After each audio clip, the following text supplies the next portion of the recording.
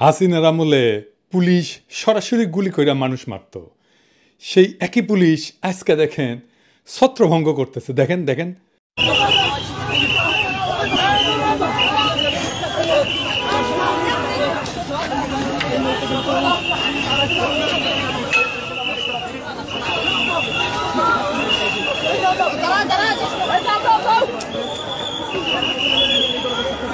দেখেছেন কারো শরীর স্পর্শ করতেছে না, খালি সাউন্ড করতেছে। জিন্দেগিতে চিন্তা করেছিলেন হাসিনার জাউরা ঠোলা এইভাবে পুলিশ হয়ে উঠবে? ভাবেন নাই, কিন্তু হয়েছে। পুলিশের দুইজন নেতৃত্বে, খোদাবক্স ভাই আর বাহার ভাই, দুজনেই বাংলাদেশের জনগণের তরফ থেকে আমার সালাম আর কৃতজ্ঞতা গ্রহণ করেন। আপনারা এক অসাধ্য সাধন করছেন। যেই পুলিশ সদস্যকে দেখা যাইতেছে এই ভিডিওতে, ওনারা আইডেন্টিফাই করেন, প্রমোশন দেন, পুরস্কৃত করেন, জাতির সামনে পরিচয় করায় দেন। এই পুলিশ সদস্যকে জিটি পাবেন, বুকে জড়ায় ধরবেন, না খিলায় ছাড়বেন না, এক কাপ চা হইলে খিলাবেন। এবার আসেন আজকের আলোচনায়। এই যে খেলা হবে, এই স্লোগান তো দিছিল শামীম ওসমান, তাই না? 24 তারিখের পরে আসো খেলবো, খেলা হবে, খেলা হবে। 24 তারিখের পরে খেলা হবে। তুই, তোর খালেদা জিয়া, তোর জামাত, তোর হেফাজত সব নিয়ে আমরা খেলবো। 24 তারিখের পর খেলা হবে। তো খেলা শুরু হওয়ার আগেই আওয়ামী লীগেরা ভাগলো। সাহস থাকলে দেশে আয় বইলে অতি বীরত্বের সঙ্গে হেলিকপ্টারে পলাইলো তার নেত্রী। তাদের তীর্থভূমি ধানমন্ডি 32 নাম্বার জয় বাংলা করে দেওয়ায় ওরা এতিম। এখন ওখানে নতুন বাপ দরকার। দেখেন আমেরিকাত তারা মোদির নামে স্লোগান দেয়, welcome welcome Modiji Modiji, we are for Modiji, we are for Modiji, we support Modiji Modiji, we support মোদিজি মোদিজি। হ্যাঁ দেখেছেন, শুধু স্লোগান হইলে বুঝতাম যে মুখ ফুসকা ফট করে কয়ে দিছে, তা না, তারা ব্যানারও লিখে আনিছে। তার মানে এটা চিন্তা করে স্লোগান দেওয়া। দেখেছেন, দুনিয়ার কোন রাজনৈতিক দল আছে আর এক দেশের রাজনৈতিক নেতার নামে স্লোগান দেয়? নাই। আওয়ামী লীগ কি বাংলাদেশের দল না? তবে তারা কেন মোদির নামে স্লোগান দেয়? আওয়ামী লীগ কি তাইলে বাংলাদেশের দল তো না, ওরা মোদির নামে স্লোগান দেয়, ওটা ইন্ডিয়ার দল। তো মোদির নামে কেন স্লোগান দেয় সেটা বুঝতে হইলে আপনার ওই হার্পিক মজুমদারের একটা ক্লিপ দেখা লাগবে ইন্ডিয়ান টিভি। অবশ্য উপরি হিসাবে আপনি দেখবেন বাংলাদেশ নামের এই ভূখণ্ডের উপরে, এই রাষ্ট্রের উপরে তাদের এই আওয়ামী লীগারদের কি বিপুল ঘৃণা। আগে শুনেন। প্লিজ প্লিজ একটা কথা আমি আপনাকে অনুরোধ করি, বাঙালির সাথে বাংলাদেশিদেরকে মেলাবেন না। বাঙালির একটা সত্তা রয়েছে, বাঙালির একটা আত্মমর্যাদা রয়েছে, বাংলাদেশিদের কোনো আত্মমর্যাদা নাই। দাদা বুঝতে পারছি আপনার বাংলাদেশি বলবেন, আপনি বাঙালি বলবেন না। এদের কোনো জাত নাই, এদের কোনো জাত পরিচয় নাই। এরা নিজের পিতার ঘর ভেঙে ফেলে, এদের কিসের জাত পরিচয়? কিসের জাত পরিচয় এদের? যে তার পিতার ঘর ভেঙে ফেলে, যে তার ঐতিহাসিক স্থান ভেঙে ফেলে, তাদের জাত পরিচয় কি? এরা যেই পাতে খায় সেই পাতে হাগে। আপনি তাদেরকে মুক্তিযুদ্ধের সময় কলকাতা তাদেরকে কি করেছে, ইন্ডিয়া তাদেরকে কি করেছে সব ভুলে গেছে এই বেঈমানের জাত। আমি ঘৃণাবোধ করি যে আমি এই দেশে জন্মেছি, আমি ঘৃণাবোধ করি। আমার কাছে মনে হয় এই দেশকে মানে এইখানে একটা যুদ্ধ শুরু হয়ে গেছে। এই যুদ্ধে এখন আমাদেরকে স্বাধীন করবার পালা। অস্ত্র হাতে নামতে হবে, এখানে গেরিলা যুদ্ধ করতে হবে, এখানে আমাদেরকে ট্রেনিং নিতে হবে। দেখেছেন, যুদ্ধ করবি, গেরিলা যুদ্ধ করবি। আবার তীর্থভূমি বাঁচাইতে আসলে উনি বুঝলাম ইনি সাহস আছে কি আছে আর জীবনে, মরে গেলে হাড্ডি ছিঁড়ে গেলে তা না আসলে হইনি না, তা আসলেও না কে, কারণ ওই হ্যাডমটা নাই, কখনো ছিল না। 1971-ও হ্যাডম ছিল না। ইন্ডিয়ারে বাপ ডেকে নিয়ে এসেছিল, এখনো ইন্ডিয়ারে বাপই ডাকা লাগে। ওই প্রোগ্রামের অ্যাঙ্কার আবার বলে কি 1971-এর মতো ইন্ডিয়াকে সাহায্য করতে হবে। শুনেন। কিন্তু এবার কি তাহলে আবার ভারতের কাছে সাহায্য চাওয়ার দিন এগিয়ে এসেছে? কারণ এই মুহূর্তে দাঁড়িয়ে স্বাধীন দেশ যদি কোনোভাবে সাহায্য না চায়, তাহলে একটা দেশ আরেকটা দেশের রাজনীতিতে গিয়ে সরাসরি নাক গলাতে পারে না। বাপরে, আমেরিকা থেকে 5 হাত লাথি দিয়ে ডান্ডে বেরিয়ে পড়ে পেটে দিছে, আর ওই বাংলাদেশে আওয়ামী লীগরা আবার ক্ষমতাত বসে দিবি। ওরে বাবা, গোয়াত নাই চাম, রাধাকৃষ্ণের নাম। তার মানে আওয়ামী লীগ আর এইসব থার্ড ক্লাস ইন্ডিয়ান চ্যানেল চায় বাংলাদেশের সামরিক হস্তক্ষেপ করে ইন্ডিয়া আবার হাসিনার হারানো রাজ্য উদ্ধার করে দিক। এই জন্যই আমেরিকাত মোদির নামে স্লোগান দিছে। আবার দেখান রিটার সাহেব, welcome welcome Modiji Modiji, we are for Modi ji. We are for Modi ji. We are for Sheikh Hasina. We are for Sheikh Hasina. We support. Modi ji. Modi ji. We support. Modi ji. We support. Modi ji. আবার দেখেন সে কয় আমাদের নাকি লজ্জা নাই, Harpic Majumdar কয় আমাদের কোনো লজ্জা বোধ নেই, কিচ্ছু নেই। আমরা আমাদের মহামনীষীদেরকে ঠিক এভাবে ট্রিট করি। মাত্র 6 মাস আগে পাখির মতো গুলি করে বাচ্চা বাচ্চা ছেলে মেয়েগুলোকে মাইরা ফেলাইলো, হেলিকপ্টার থেকে গুলি করলো, ব্লক রেড দিয়ে তুলে নিয়ে গেল, জাতিসংঘের রিপোর্ট আসলো। এর চাইতে বড় আন্তর্জাতিক প্রমাণ আর কি হইতে পারে? তাও ওদের লজ্জা নাই, বিন্দু মাত্র অনুশোচনা নাই। আবার উল্টে আমাদেরকে বলে লজ্জা নাই। কেমন জাউরা দেখেন। এইসব জাউরাদের জন্য গণতান্ত্রিক অধিকার চায় আবার অনেকে। ফ্যাসিস্টদের গণতান্ত্রিক অধিকার বা প্রোটেকশন দেওয়া হচ্ছে আর একটা সুশীল জাউরামো। একটা কথা আমাদের পরিষ্কার করে বোঝা উচিত, বাংলাদেশ রাষ্ট্রের ফ্যাসিজম বিচার করার আইন নাই। গণতন্ত্র সুশীলতা দিয়া আপনি ফ্যাসিজম ডিল করতে গেলে আপনি পরাজিত হবেন, লিখে রাখেন। আপনি মরিছেন ফ্যাসিস্টের সাথে সুশীলতা করতে গেলে মরিছেন। আওয়ামী লীগ কি সেটা আপনারা দেখা, এটা ছোট ক্লিপ দেয়া।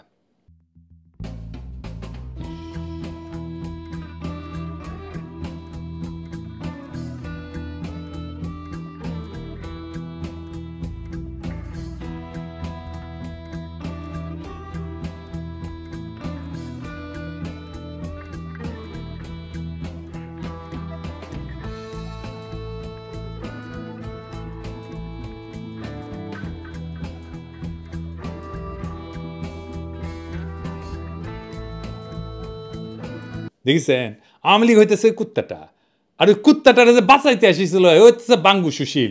মারা খাবি ওই, আওয়ামী লীগের হাতেই মারা খাবি ওই। একজন ফ্যাসিস্ট নেতা কি গণতন্ত্রে বিশ্বাস করে, বাক স্বাধীনতায় আস্থা রাখে না? রাখে না। আপনি গণতন্ত্রের প্যারাডাইমে ফ্যাসিজমকে আনতেই পারবেন না, ওটা ফ্যাসিজমের জায়গা না। দ্বিতীয় বিশ্বযুদ্ধের পর জার্মান নির্বাচন কখন হয়েছিল? প্রথম নির্বাচন হয়েছিল 14 আগস্ট 1449 সালে, হিটলারের পতনের 4 বছর পরে। তো যুদ্ধের পর তারা কি করলো? বিশেষ আইন করে ফ্যাসিস্টদের বিচার করলো। রিপাবলিকের সাধারণ গণতান্ত্রিক আইনে ফ্যাসিস্টদের বিচার সম্ভব ছিল না। নতুন সংবিধান করছিল নাৎসি শাসনের পতনের পর গণতন্ত্র প্রতিষ্ঠার জন্য। এটা তৈরি করতে 48 থেকে 49 সাল পর্যন্ত আলোচনা চলে এবং 23 মে 1949 সালে এটা কার্যকর হয়। তারপরে হয় ইলেকশন। এই সংবিধান অনুযায়ী 1949 সালে 14 আগস্ট প্রথম নির্বাচন অনুষ্ঠিত হয়। তো এই সুশীলদের কেন মনে হচ্ছে একজন ফ্যাসিস্টের জন্য গণতন্ত্রের প্রোটেকশন দরকার? সে কি গণতন্ত্র বিশ্বাস করে? সে কি জয় বাংলা বলা বন্ধ করবে? সে কি জঙ্গি, পাকিস্তানের বীর্য, মব, তৌহিদ, জনতা এই সমস্ত বইলা আমাদের মুখে থুতু দেওয়া বন্ধ করবে? ফ্যাসিস্টদের গণতান্ত্রিক অধিকার বা আইনের প্রোটেকশন দেওয়া আপনার হচ্ছে সুশীল জাউরামো। মনে রাখবেন, ফ্যাসিস্ট বাক কেন কোনো স্বাধীনতাতেই বিশ্বাস করে না। সে আপনার গণতান্ত্রিক উদারতার সুযোগ নিয়ে তার অগণতান্ত্রিক মতবাদ প্রতিষ্ঠিত করবে। এটাই ফ্যাসিস্ট। ফ্যাসিস্টের কোনো বাক স্বাধীনতা নাই, কোনো গণতান্ত্রিক আইনি অধিকার নাই। ফ্যাসিস্টকে সাধারণ নাগরিক বা মানুষ হিসাবে ডিল করতে গেলে আপনি বিপদে পড়বেন। আমাদের পরিষ্কার হইতে হবে যে উগ্র হিন্দুত্ববাদ আর বাঙালি জাতীয়তাবাদ একই জিনিস। উগ্র হিন্দুত্ববাদ আর বাঙালি জাতীয়তাবাদ দুইটাই ফ্যাসিজম। এই প্রেক্ষিত সামনে রেখা বইমেলার ঘটনাটা দেখে আসেন। এই যে সব্যসাচীর টল দিল, সব্যসাচীর স্টল দেওয়া তো দূরস্থান, মুক্তভাবে ঘোরাফেরা করে কিভাবে ওই আমার বুঝে আসে না। তারপর কয়েকজন ছেলে সঙ্গত কারণে ভদ্র ভাষায় জবাবদিহি দাবি যখন করলো, সেই বাচ্চাদের চর মানলো, জয় বাংলা স্লোগান দিল, সামনে এই সাহস করতে আসছে। কারণ সে জানে বাংলাদেশের বাঙ্গু সুশীল জাউরাদের বাম্পার ফলন হয়েছে। সে জানে ইন্ডিয়ান মিডিয়ার প্রোটেকশন পাবে। সে জানে ইন্ডিয়ার দালাল বাঙ্গু সুশীলেরা আত্মগ্লানিতেই মরে যাবে এই ঘটনায়। গণতন্ত্র আর বাক স্বাধীনতার কথা বললে তাদের বিচি কান্দে উঠে যায়। আবার বলতেছি, গণতান্ত্রিক আইনে ফ্যাসিজম ডিল করা যায় না। তাহলে তো ফ্যাসিজম সরাইতে বিপ্লব লাগতো না, চুমা দিয়ে হারমোনিয়াম বাজায় সরাই দিতে পারতেন, ইলেকশন করে সরাই দিতে পারতেন, এত রক্ত তো দেওয়া লাগতো না। ফ্যাসিস্ট একটাই ভাষা বোঝে, তা হইতেছে মাইরের ভাষা। ওদের সাথে এই ভাষায় কথা বলতে হবে। সেই ভাষায় কথা বলছি আমরা 32 নম্বরে, দরকার হলে আবারও বলবো। এই যে কথা কামাল আমাকে নিয়ে কইছে আমি কেন দেশে আসি না, হ্যাঁ শুনান এই দেশে আমি কথা পাচ্ছি। যদি আমি মানে পিনাকি অথবা মানে অন্য যারা আছে বিদেশি ওদের নিয়ে কথা বলতে তোমাকে স্বাচ্ছন্দ্য বোধ করি না। কারণ আমার কাছে মনে হয় যে ওনারা যদি প্রকৃতই দেশপ্রেমিক হতেন তাহলে তারা দেশে এসে কথা বলতেন। দূরের থেকে অনেক কিছু বলা যাক, দেশে আসছেন না কেন ওনারা?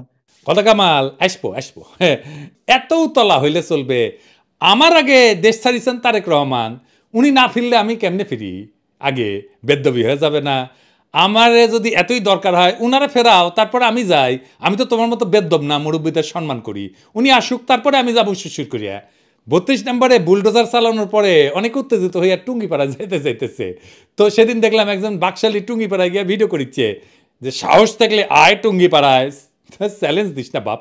আমরা করলে ডাবল জারমে জানি, উঠি মিছিল করে যাবি না কেউ ভ্যাং প্যার। কোনো রাজনৈতিক দল যদি নির্বাচনী ম্যানিফেস্টো প্রথম দফা রাখে নির্বাচিত হলে আকাশ থেকে বোমা মেরা টুঙ্গিপাড়া 32 নম্বর করিয়া দিমু, তাহলে ওই দল কলে জিতবি। গণরায় নিয়ে কাম করবি। যদি সত্যি আওয়ামী লীগ করবার চাস তাহলে জাউরামো বন্ধ করিয়া অনুশোচনা করিয়া সমাজে মিশ। গেরিলা যুদ্ধ এক করে হান্দাই দিব টুঙ্গিপাড়া সহ। তাকে থাকে মোদির দিকে আর আসিছে গেরিলা যুদ্ধের হাউস নিয়া। মোদির কি অবস্থা জানিস? আমেরিকার তো গেছিল, কি হয়েছে সেটি আসেন দেখি। মোদি গেল আমেরিকা, তার ছক্কা গেল প্রফেসর ইউনূস বাংলাদেশে বৈশা। বাংলাদেশের কৌশলগত এবং কূটনৈতিক সক্ষমতা আন্তর্জাতিক অঙ্গনে নতুন উচ্চতায় পৌঁছেছে এই গত কয়েকদিনে। বিশ্বব্যাপী প্রযুক্তিগত এবং রাজনৈতিক অগ্রগতির কেন্দ্রবিন্দুতে বাংলাদেশ এখন একটা গুরুত্বপূর্ণ খেলোয়াড় হিসেবে আবির্ভূত হয়ে গেছে। ইলন মাস্কের সাথে আমেরিকাত গিয়ে মোদি মিটিং করেছে, আর তার কয়েক ঘন্টা আগে প্রফেসর ইউনূস ইলন মাস্কের সাথে মিটিং করেছে। আমরা মোদির আমেরিকা সফরের সাথে প্রফেসর ইউনূসের ইলন মাস্কের মিটিংয়ের একটা তুলনামূলক আলোচনা করব। ইলন মাস্ককে যারা চিনেন না আর কেন ইলন মাস্ক আগামীর বিশ্ব রাজনীতিতে গুরুত্বপূর্ণ তা একটু আলোচনা করে নি।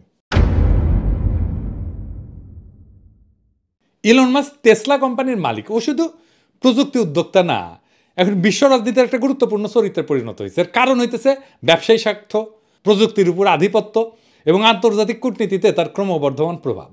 স্পেসএক্স এবং মহাকাশে সে রাজত্ব করে। মহাকাশ এখন ভূ রাজনীতির গুরুত্বপূর্ণ অংশ এবং ইলন মাস্ক এটার কেন্দ্রে আছে। স্পেসএক্স মার্কিন যুক্তরাষ্ট্রের জন্য মহাকাশে আধিপত্য বজায় রাখার অন্যতম প্রধান হাতিয়ার। ওর স্টারলিংক বলে স্যাটেলাইট ইন্টারনেট পরিষেবা আছে, ভূ রাজনীতিতে গুরুত্বপূর্ণ হয়ে উঠছে। ইউক্রেন যুদ্ধের সময় স্টারলিংক রাশিয়ার বিরুদ্ধে ইউক্রেনের যোগাযোগ ব্যবস্থা সচল রাখার মূল ভিত্তি ছিল। স্পেসএক্স বর্তমানে চীনের মহাকাশ প্রকল্পের বড় প্রতিদ্বন্দ্বী এবং মার্কিন সামরিক বাহিনীর সাথে গভীরভাবে সংযুক্ত। যে কোনো দেশের যোগাযোগ এবং তথ্য প্রবাহ নিয়ন্ত্রণ করতে পারা মানে রাজনৈতিক শক্তি অর্জন করা। স্টারলিংক এখন বিশ্বজুড়ে স্বাধীন ইন্টারনেট সংযোগ দেওয়ার একটা গুরুত্বপূর্ণ হাতিয়ার। এটা এমন একটা প্রযুক্তি যা সরকার চাইলেও পুরোপুরি নিয়ন্ত্রণ করতে পারবে না, ফলে এটা ক্ষমতার ভারসাম্য বদলে দিতে পারে।